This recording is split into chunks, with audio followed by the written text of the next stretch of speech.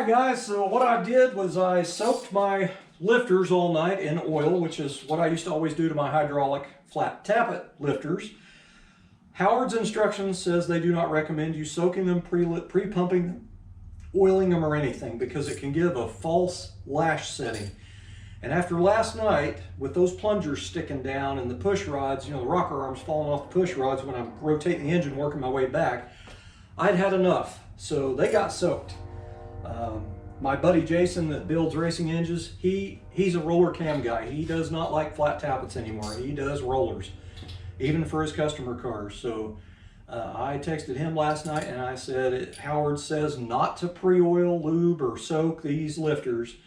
And he said he always soaks his lifters. So I know it's not per manufacturer's request, but it seems to me you would get a more accurate lash setting if the lifters are, you know, soaked and got oil in them already. So it's already going better. I've rotated that engine over. I've already done this side. I've already rotated this engine over and over and over, and now these ain't falling off. So I'm good with it. So right now I'm working on,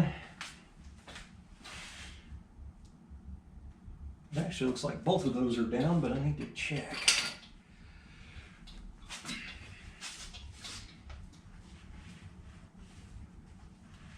Yep, they're both down. I need to get one of them fancy sockets that goes on the crank snout for the Woodruff key to turn it with a ratchet, but I haven't ever bought one of those, and boy, I need to. I always stick the balancer on it and turn it. When you got big old heavy valve springs, it gets to the point where it gets a little tough to do, you know. But boy, I tell you, I was in a bad mood last night when them things kept popping off them rockers. I mean, I only did it on 2 of them, but I was just getting pretty much started. I hadn't even done the whole side yet, so just gonna do it my way. All right, guys, today is Monday, January 17th, 2021. So, that's 2022. Son of a... I'm going to go ahead and show you something else here, guys. This is just something I do. It's not a necessity. You know, factory didn't do it, but it's just something I do. If I've got an engine block that I tear apart, then I'm going to take the machine shop and it's going to get vatted and cam bearings and, you know, bored and all that stuff. I will go in here with a die grinder or whatever, and I'll clean up a little bit of this lifter valley. Every time you tear a small block Chevy apart, you will always see some pretty heavy casting flash down in here and back here. There's another one on the other side in the back. But it'll have real bad casting flash, and this is where the oil drains. And these here, you can see those. I chamfered those a little bit, and to me, it just kind of helps get the oil started down in there. But anyway, I'll go through there and I clean off that casting flash on both sides. And then also right here, I smooth this out real good, and it's actually a radius downward, so when the oil pulls up, it'll roll down. So feeling that's really slick smooth. It's just something I do. It's, you know, it's only going to get you like 80 horsepower or something, but it's not really a big deal. You know I'm kidding, right? You don't really think that's 80 horsepower. Jeez. It's like 79.5. No, I'm just kidding. But anyway, it's just something I do. Not a necessity. All right, guys, today is Monday, January 17th, 2022. Today marks 32 days I have left to finish my 55 for Daryl Starbird's car show. So I'm still working on the engine. I've had nothing but little tiny issues after issue after issue. So let's see, I got the valve train on, all the rocker arms are adjusted, timing cover's on, motor mounts are on. I've got a few bolts here and there and some of the oil galley plugs and all that in. All right, I got the oil pan on. It's all tight. Shouldn't leak. That's one more thing checked off the list there. Nice. I like the black pan rails. It kind of gives it a little bit of a breakup. I will say I would recommend you guys, if you're going to do an engine for your car, I would get pan rails. What it does is it keeps you from getting indents everywhere a bolt is in that thin steel lip on that oil pan. And it will basically, it'll be tight at the bolts, but out here in the middle, it'll be loose so you can get leaks. So I'd recommend pan rails for just about any small block Chevy. But anyway, I don't even know if you can buy them from Summit or Jigs, or I'm sure you can. You know, Google it. I'm sure you can find them, but I may not even be calling them the right thing. But I always try to run them on every engine that I have. But anyway, this is 12-point ARPs and everything, except this one right here, I have a nut on it. And what this is, a piece of stainless steel all thread. These little bolts are 1/4 by 20, and then the two on each end, which is 4 total, is 5/16 by 18 as a thread size. But I used a piece of all thread, and I used a thin cutoff wheel and cut a slot in it for a flat blade screwdriver, and I put a nut on it.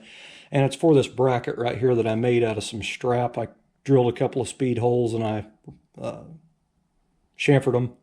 But this is threaded right here, and it has a clamp that bolts on there to hold the 2 steel transmission coolant lines across the engine. But I have to repaint this. It got a little bit scarred up during the disassembly process, so I went ahead and I snugged that down, but I'll, you know, undo it obviously when I go to put the bracket back on. But right now I want to put the fuel pump rod in here, get the outer plate on. What else? I think this thing is just about ready to... It's almost ready to go in, really. I do want to prime it on the stand, though, so I'm going to have to probably wait until tomorrow. I hate to do that because my wife's off today, and it's pretty nice outside. So I could have got this thing put in. Now, I don't know if I might be able to prime that in the car. That's going to be a little scary. I'd rather do it on the stand. I might go ahead and crank my heater up pretty high and then close the door and just let it kind of cook in here and kind of help that silicone along. But I don't want to put any oil in this engine and prime the engine and get oil all over that fresh silicone on that. So I just don't want to take the chance. I got to tell you, the instructions clearly say, and even the video, to just put the silicone in the corners. But I have had hit and miss luck with these one-piece gaskets through the years. I remember I'd only done a few before I did my dad's truck, and when I put it on my dad's truck, it has a leak, and all I did was silicone the corners. After his truck started leaking, the next one I did, I ended up siliconing the whole thing, top and bottom. Not a heavy, thick, blotchy coat of it where it spits all out, just a nice little guide coat on there. And I've never had one leak since. So if you've ever taken that apart and you've tried to take the silicone off that rubber gasket, you can't hardly get it off there. Like, it is stuck that good, if you prep it anyway. I always use a wax and grease remover on a microfiber, and I will wipe all the surfaces down before the seals go on, and I also wipe down these rubber gaskets before I do that. But everybody's different. It's not recommended, you know, to put silicone all the way around. They say because it'll slip out, and there's really no way for one of these to slip out on a small block, in my opinion. You know, it has the channel in the back and a channel in the front, and it pretty much locks down at that point. But I don't want to have an oil leak, and that is bottom line. And they say these are reusable. I don't ever reuse them. If I ever take them off, in my opinion, they've been crushed down to a certain point, and I am not going to reuse them. I'm going to replace it. So I don't care if there's silicone stuck to it or not. It's going to be a throwaway at that point. I did go ahead and cut off the extra little round tab here and smooth the edges up. It does seal up in there further, but I just didn't want that tab hanging out. I left it hanging out before, and if you were standing outside the car looking down, you could see it on the passenger side. So I went ahead and trimmed it off. I don't like that there's a drive-through window there in that seal, so I'm thinking about trying to cut something out of this and maybe put some silicone down on there and stick it down in there somehow. Cut a little square out of that to fit in there or something. I'll think of something because it doesn't look right. But anyway, it's, you know, for me, it's all about the tiniest of the details, because judged car shows, I call them clipboard shows. You know, the judges walk around with clipboards and they look for stuff. They look for things wrong. They don't look for awesome things. They look for the wrong things or problems or something that's not done well. So I try to cover as many of the bases as I can, but there's no way for me to make a car perfect. But, you know, I try to get it there, but it doesn't always work that way. All right, guys, just put the balancer on the engine, and that's one more thing down. Man, I wish I could have got that pan on there last night. I could have been priming that engine and got this thing probably ready to set in this evening, but no such luck. So this balancer is one of the Summit lines, has their name on it. I don't know who makes it for them. It's a wonderful balancer. I really like it. If you caught my older videos, I basically just Scotch-Brite them down a little bit and wipe them off with wax and grease remover, tack them off, and I shoot car clear on there, urethane automotive clear coat. Just kind of, it makes it look like stainless steel because stainless steel has a gray look to it, and it has the brush lines in it. I just think it's kind of a nice contrast with all the color orange on the engine. But anyway, this is the one that I bought and put on the 350, and these things have numbers on there from 0 to 60, so you don't have to have a timing tape. But anyway, it is exactly the same balancer. It's just this one don't have the counterweight screwed into the back of it where these two holes are right here. That one there for a 400 external balance, it has the counterweight on the back of it. Anyway, it says to heat this up in like an oven, which I just took it in the house, put it on a cookie sheet and heated it up. I think it was 150 degrees is what it said. So I set it at 150 and stuck it in there. I left it in there about 15 or 20 minutes.